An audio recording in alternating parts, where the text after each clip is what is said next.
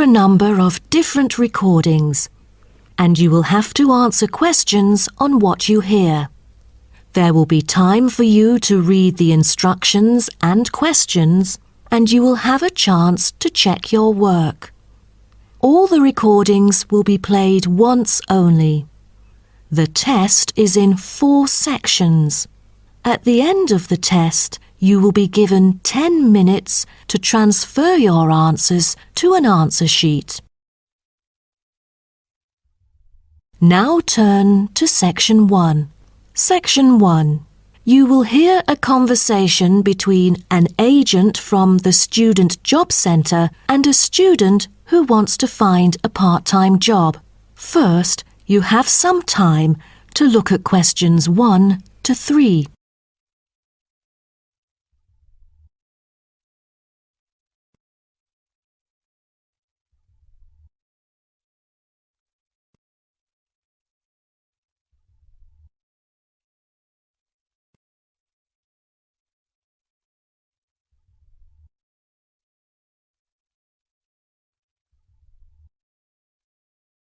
You will see that there is an example which has been done for you. On this occasion only, the conversation relating to this will be played first. Good morning. Oh, good morning. Is this, room number 316? Yes, that's right. So, is this the Student Job Centre? It certainly is. How may I help you? Well, actually, I'm looking for a job, a part-time job. Do you have anything available at the moment? Ah, yes. Are you a registered student? I'm afraid this service is only available to full-time students. Yes, I'm doing my degree in statistics studies. Here's my student card. Right. Well, let's just have a look at what positions are available at the moment. There is a job for social workers, and the workplace is in the House of the Disabled. The agent says that the workplace for social workers is in the House of the Disabled, so disabled has been written in the space. Now we shall begin. You should answer the questions as you listen, because you will not hear the recording a second time. Listen carefully and answer questions 1 to 3. Good morning. Oh, good morning. Is this, room number 316? Yes, that's right. So, is this the Student Job Centre? It certainly is. How may I help you? Well, actually, I'm looking for a job, a part-time job. Do you have anything available at the moment? Ah, yes. Are you a registered student? I'm afraid this service is only available to full-time students. Yes, I'm doing my degree in statistics studies. Here's my student card. Right. Well, let's just have a look at what positions are available at the moment. There is a job for social workers, and the workplace is in the House of the Disabled. That would be fine for me. What are the hours like? You'll have to work every day, and the payment is $9 per hour. However, the skills required are not very basic, so 3 days of training is needed. The pay is quite good, though I'm in my second year of study now, and must attend some courses during the daytime, so I'm afraid I can't make it for this one. Do you have any other positions? You know, ones that I could spare more class-free time on? That's not good then. Let's see. Here, there is one for security guards in the supermarket. What about the pay? The salary is pretty standard for this one. It's $25 per hour. Great! That's much higher than I would have expected. Are there any special qualities required? It sure offers quite a good salary. There's almost no requirement for this job except that you must wear a uniform which is provided. That's very nice then. But what about exact working hours for this? I hope it will be okay for me. The working time is from 9 a.m. to 5 p.m. and you only need to work 3 days each week. Before you hear the rest of the conversation, you have some time to look at questions 4 to 10.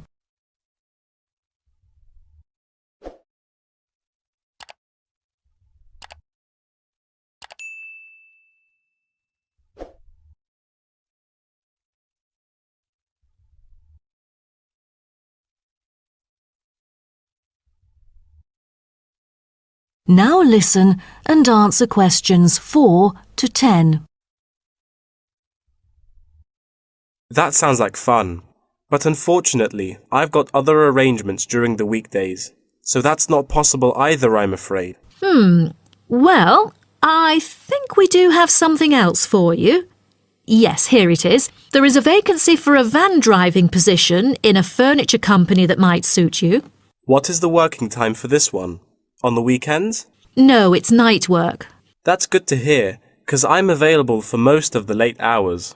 And the good thing for this is that you've got variable hours to choose from, though the payment is fixed. Any other restrictions for this one? Yeah, it requires the driver to have reliable driving skills. You know, in case of unnecessary damage or any unwanted possibilities of accidents. Night work is perfect, but I don't even have a driver's license, not to mention my horrible driving skills. No driver's license. That makes it impossible at all. All right. The last option that might suit you is a job as a data entry clerk. You'll be expected to work in a school. It's actually a good place, you know. Lovely. And what about the working hours? Not on weekdays, I hope. Actually, you'll be working only on weekends. You get a fixed salary and you're expected to be familiar with keyboarding skills. That's not the only limit, though, because I'm afraid personal transport is also a must. That's not a problem. I've got a bicycle to travel around with. Great. Now, just fill out this form and we'll see what to do next. Wonderful. That is the end of section 1. You now have half a minute to check your answers.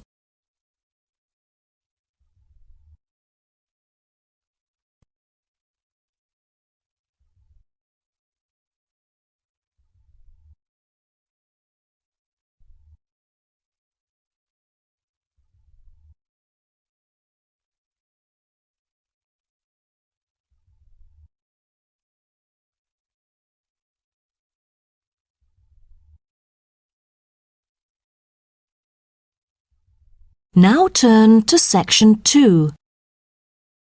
Section 2.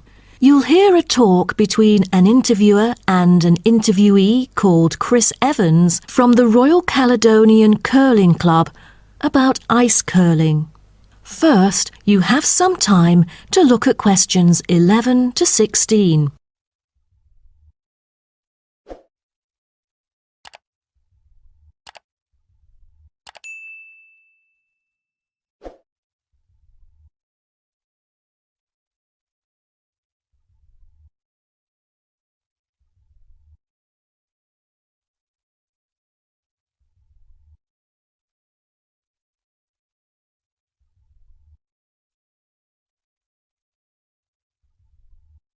Now listen carefully and answer questions 11 to 16.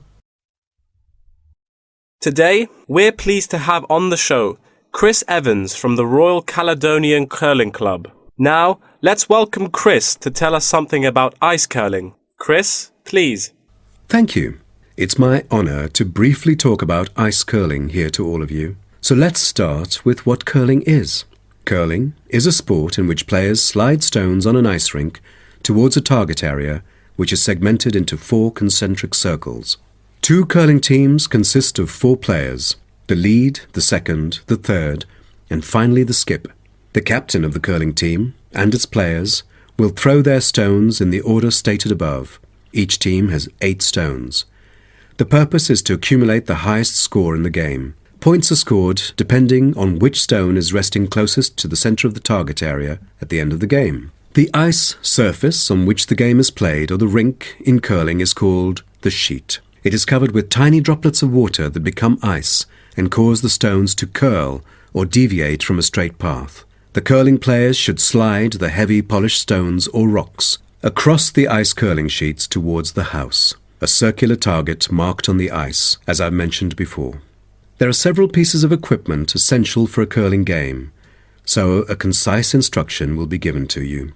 The most important things are the curling brush, which is used to sweep the ice surface in the path of the stone, as well as the curling stone, which is sometimes called rock.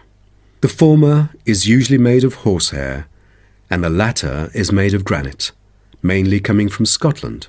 Curling shoes are similar to ordinary athletic shoes, except that the two shoes in a pair have dissimilar soles.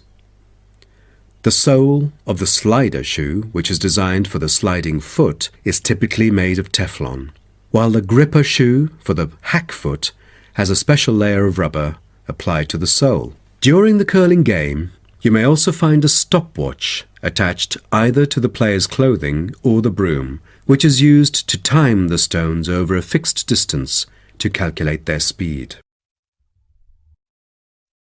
Before you hear the rest of the talk, you have some time to look at questions 17 to 20.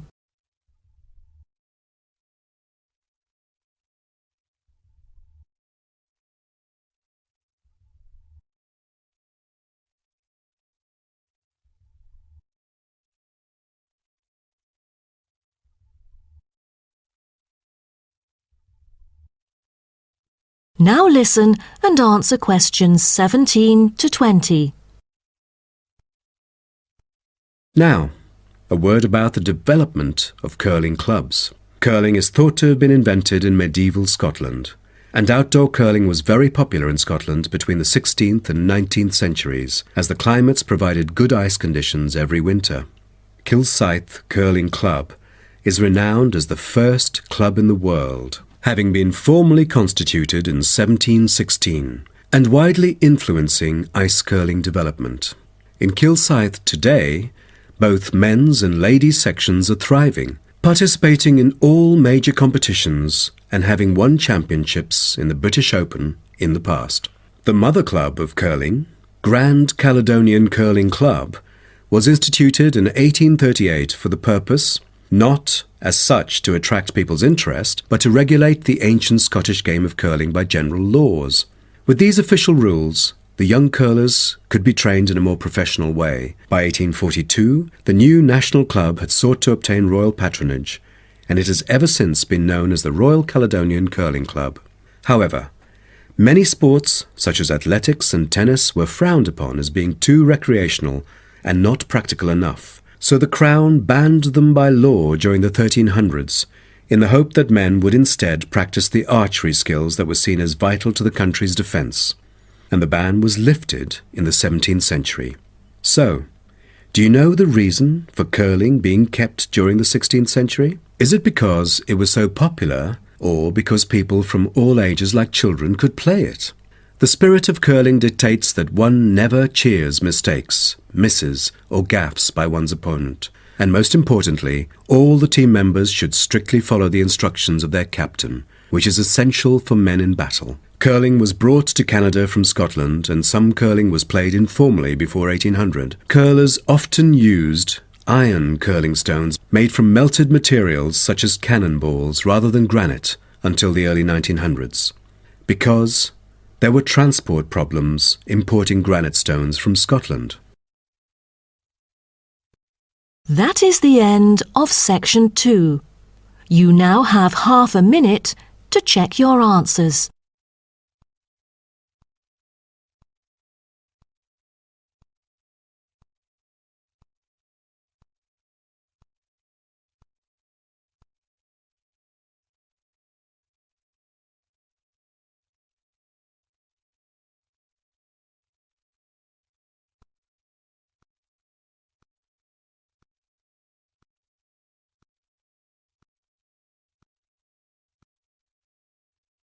Now turn to section 3.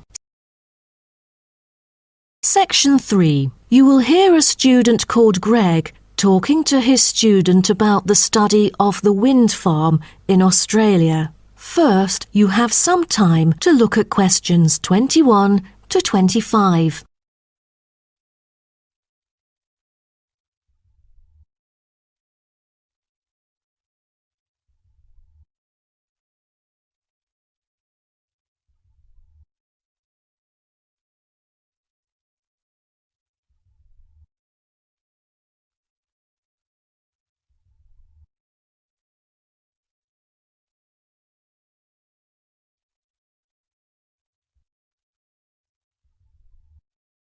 Now, listen carefully and answer questions 21 to 25. OK, Greg. So I finally managed to read the article you submitted, the one about the study of the wind farm in Australia. You did? Great! What did you think of it? Yeah, I was a little confused at first because of the background information you failed to present on the paper. I mean, it's kind of important for you to give some general knowledge before you start actually writing on the main theme. Oh, I was thinking of doing that during the presentations session. But now that you have mentioned it, I could add it to the beginning of the essay. I've done some research on that, to think about the different ways that people use wind. Wind is one of our cleanest and richest sources of power, as well as one of the oldest. Windmills began to be used in ancient Iran back in 7th century BC. They were first introduced to Europe during the 1100s, when armies returned from the Middle East with knowledge of using wind power. For many centuries, people used windmills to grind wheat into flour or pump water from deep underneath the ground. During the 1970s, people started becoming concerned about the pollution that is created when coal and gas are burned to produce electricity. People also realized that the supply of coal and gas would not last forever. Then, wind was rediscovered and carried out into research for the first time. Greg, why don't you just put all that information together and present that in the introduction part of your essay? Okay, I'll do that. What also intrigued me was that there were disadvantages about a wind farm. You see, all the conventional green scenarios for reducing carbon emissions include a dramatic upscaling in renewable power generated by wind, both on and offshore. However, the environmental impacts of this large-scale industrial deployment, both of turbines and power lines, frequently in relatively natural areas, are often neglected by climate campaigners. For example, wind turbines have the reputation of generating noise as well as electricity. So as more electricity is produced, they can be really noisy. Another thing is that some new turbine blades kill a worrying number of birds, especially large birds like raptors. But there must be a bright side, right? Yeah, of course. According to figures pulled together by consultants of the Intelligent Energy Systems using data from the Australian market operator, wind energy accounted for 50% of demand in the state. That's half of the power source. Besides, this one unexpected outcome really attracts lots of visitors and helps the local tourism. That's good to hear. Before you hear the rest of the talk, you have some time to look at questions 26 to 30.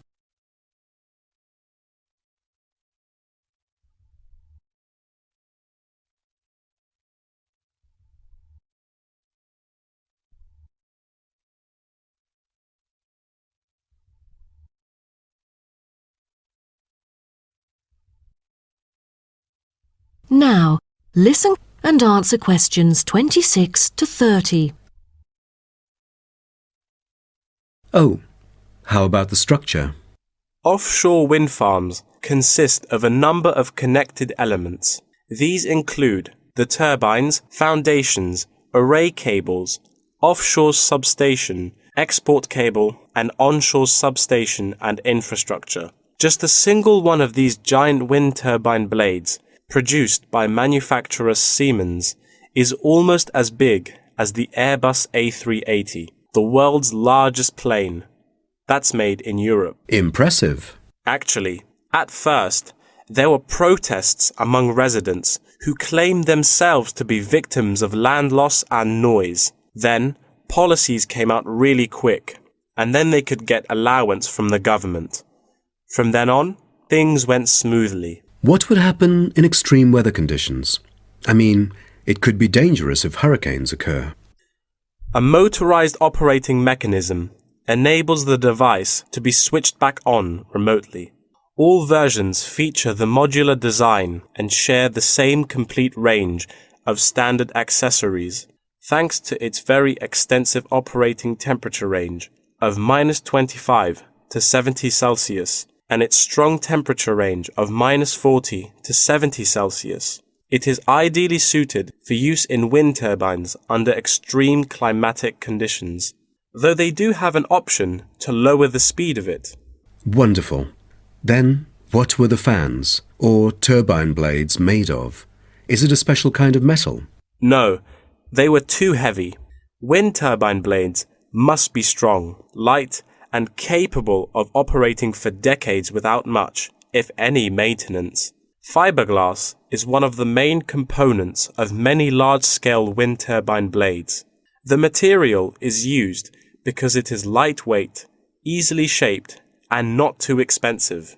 Another material used to make longer turbine blades is timber. This material is too expensive to use amongst all the blades, but on the longer blades, it's used to help reinforce them because it is stiff and light. That is the end of section 3. You now have half a minute to check your answers.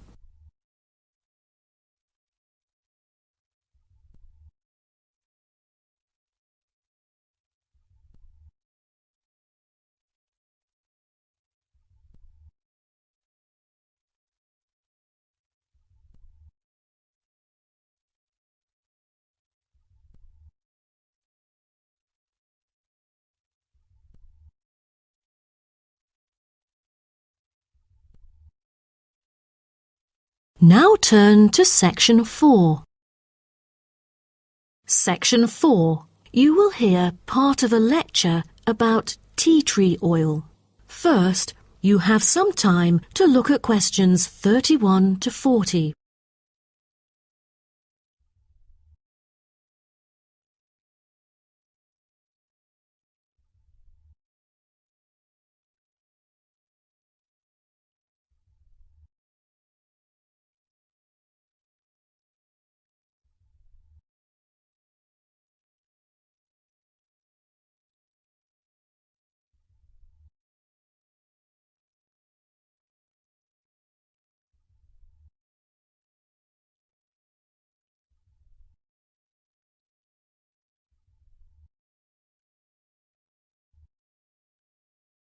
Now, listen carefully and answer questions 31 to 40.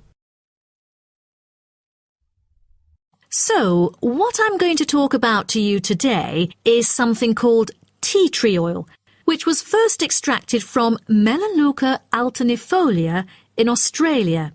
This species remains the most important commercially. Several other species are cultivated for their oil extraction. There is a very long history of tea tree oil's use in aromatherapy. Traditionally, Melaleuca alternifolia leaves were crushed and the oil was inhaled by the Aborigines of Australia for the treatment of coughs, colds and also for the treatment of wounds. For instance, they chewed the young leaves to alleviate headaches and took them to treat sore throats or skin ailments.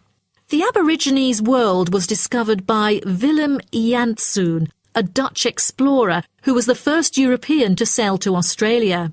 In 1606, he reached the northern coast of Australia in his ship. Then several voyages of exploration followed in the first half of the 17th century. The Dutch found it a paradise on earth for man's well-being, with timber, stone and lime for building. There was also plenty of salt, and the coast was full of fish.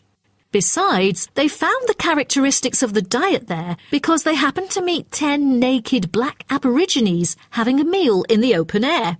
While the value of tea tree oil originated from Australia, it was gradually known and tested by the outsiders. In the middle of the 18th century, Sir Hugh Palliser, an officer of the British Royal Navy who had been to Australia several times during that period, got serious injuries all over due to his experiences in several wars.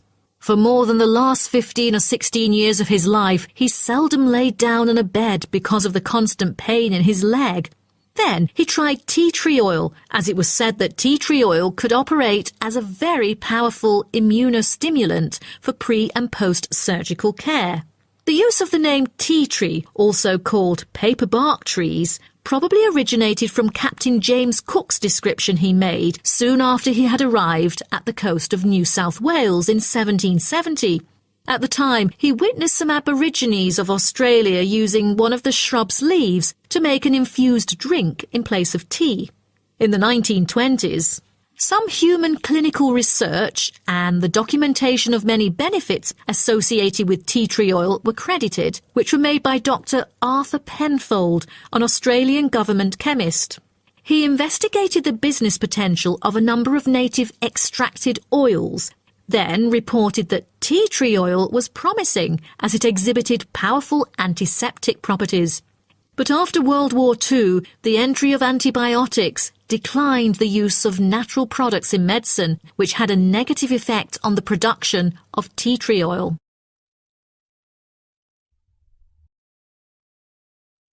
As such an important and valuable material in the world, how is tea tree oil produced? I think most of you are curious about this. Tea tree oil can be extracted in some different ways, but the most traditional way is steam distillation. Once harvested in winter, when the amount of required essence in oil meets the needs for production, the finely cut trees are transported to a steam distillation facility. The extraction is made by distilling the leaves in specially designed stainless steel stills, along with the stems, to yield pure oil. The water-filled boiler is heated and constantly monitored to maintain the correct temperature. Both the steam and oil evaporate and then condense as they run through a pipe into the collecting container where the oil floats to the lid, while the water, because of gravity, goes steadily out the lower exit pipe. At the end of the hour, the oil is siphoned off through the upper pipe, while the condensed steam floats through the lower pipe towards the ground. At the end of each distillation, all the spent plant material is hauled out of the still pot by hand with a short rake, piled onto a trailer and spread where required as a thick woody mulch. That is the end of section 4. You now have half a minute to check your answers.